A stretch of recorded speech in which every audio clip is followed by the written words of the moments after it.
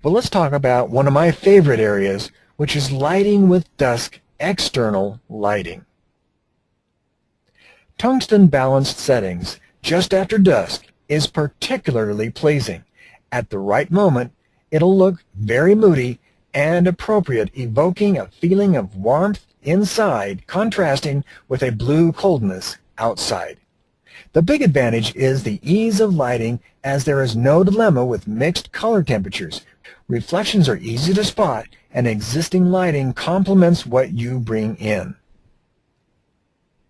To photograph a display home exterior at dusk, you'll need heaps more preparation than shooting the same house during the day.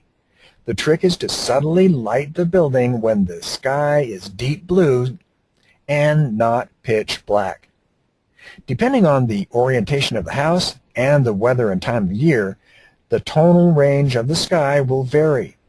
I personally prefer it when the house faces away from the sunset at a slight angle, which gives you a nice gradation of the sky. A little cloud in the sky can be an asset as well, reflecting the last rays of the sunlight and introducing some additional color into the sky. I suggest using tungsten halogen lights to fill the foreground, as they're cheap, easy to use, and predictable. Very cheap options include those $30 security lights from Kmart, 500 watts. For a few $100s more, you can buy a pair of Lowell Toto lights, which fold up and generate 800 watts of pure and even halogen light. A spotlight is also handy to highlight areas such as the detail in the roofing or portico. Having more than 3 lights can make the situation more confusing than necessary and increase the risk of overlighting the subject. Also, as we mentioned, bring a good ladder and tripod, lots of extension leads, a few spare light bulbs for lamps inside the house, often without bulbs, and a basic toolkit to remove a sign, fence, or some photographic equipment in a hurry. On arrival, find a discrete power point and run some extension cords from it around the perimeter of the property. Be careful not to trip over pedestrians with the cables and anticipate potential problems with traffic later on when you're actually shooting.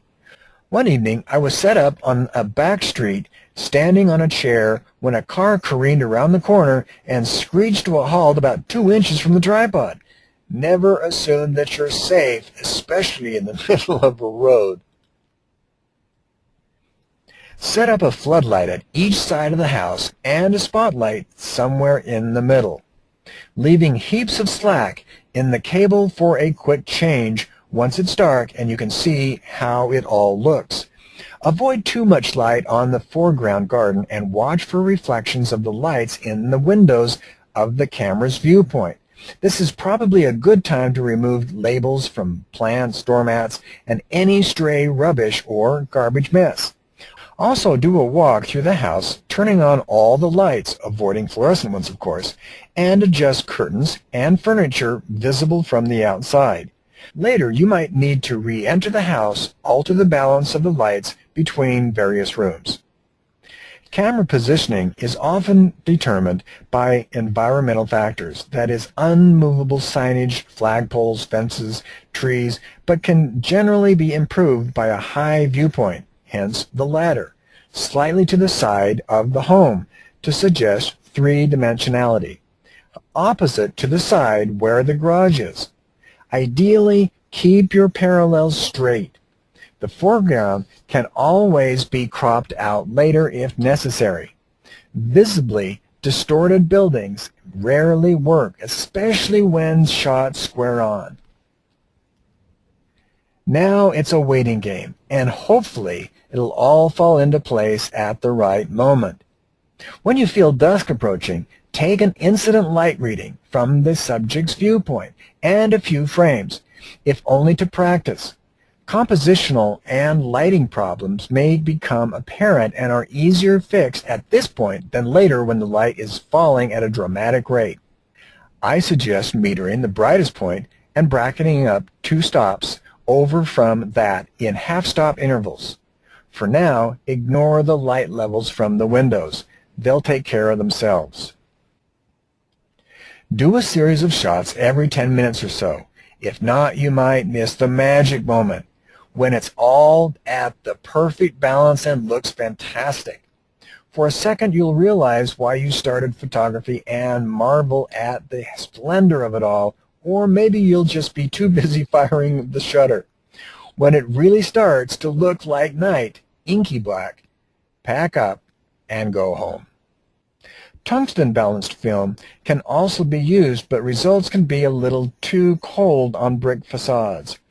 On the other hand, light-colored render can look too warm on daylight film, so tungsten balanced emulsions can come in handy after all. The added bonus is that the inbuilt blue cast gives the sky an added boost of blue even on cloudy days. It all may sound a little hit and miss, and to some extent it is, but the results are well worth it. The trick is to make something ordinary look glamorous and inviting with a warm glow from each window and a deep blue twilight overhead. Try it once and you'll be hooked, as will your clients. With daylight balanced film, tungsten lighting produces a yellow-orange cast. Tungsten film is balanced in such a way that this lighting is recorded with a neutral color balance. When shot outdoors, tungsten film tends to produce a strong blue cast, an effect which is often used purposely to create different color contrasts. Tungsten balanced settings just after dusk is particularly pleasing. It'll look very moody and appropriate, evoking a feeling of warmth. And when shot outdoors, tungsten film tends to produce a strong blue cast, an effect which is often used for color contrasts.